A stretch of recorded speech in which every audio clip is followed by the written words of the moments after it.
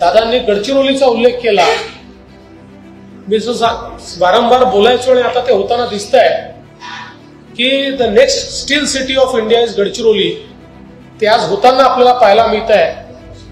नक्षलवाद all time low आहे। परवा देखील 2 मोठ्या केडरनी त्या ठिकाणी आत्मसमर्पण केलंय आणि आता डीप मध्ये ज्या भागात आपण कधी जात नव्हतो अशा भागामध्ये आपण जायला लागलो आहे।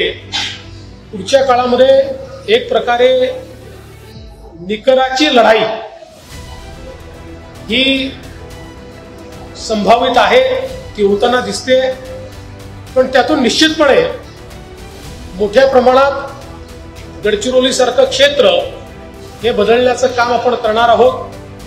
मुख्यमंत्री कुठलं पालकत्व ठेवत नसतात, पण माझी स्वतःची इच्छा आहे की गडचिरोली मात्र मी स्वतःकडे ठेवू इच्छितो। अर्थात या 3 नेत्यांनी मला मान्यता दिली तरच ठीक।